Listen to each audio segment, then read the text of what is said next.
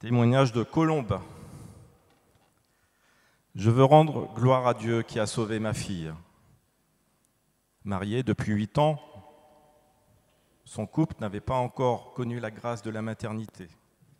Arrivée en France, une coloscopie a décelé la cause de l'infertilité, une endométriose sévère, stade 4. Le médecin pense qu'une procréation n'est possible que par fécondation in vitro. Le couple entame donc le programme de procréation médicalement assistée. Après traitement, il y a production d'ovocytes en novembre 2023. 5 ovocytes sont fécondés in vitro et 3 ont donné des embryons. En décembre 2023, le premier transfert d'un des embryons est fait dans l'utérus de ma fille. Malheureusement, après 10 jours, le test de grossesse est négatif. Le médecin nous rassure, il dit que cela arrive très souvent. Le 16 février 2024, le deuxième transfert est effectué. Mais 2 jours après, il y a des douleurs abdominales, surtout du côté gauche.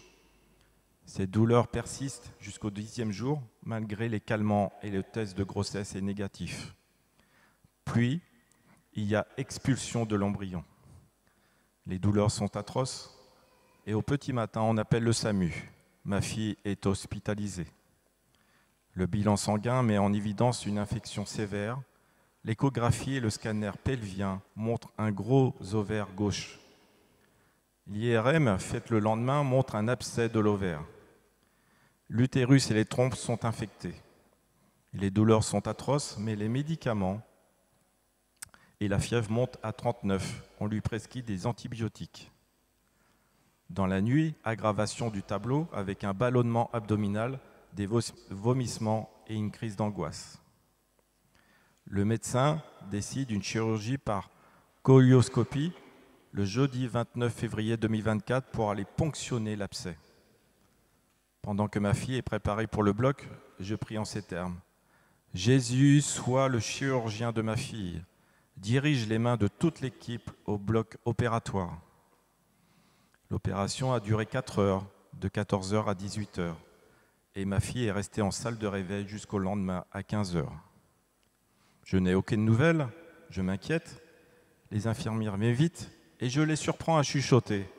La pauvre, sa fille est si jeune. Vers 15h, ma fille est ramenée dans sa chambre. Elle me fait le compte-rendu de l'opération. Maman, ils ont enlevé beaucoup de pus dans mon ventre. Ils ont parlé de péritonite, d'un abcès d'environ 7 cm situé en arrière qui n'a pu être atteint. Je repartirai au bloc dans 48 heures.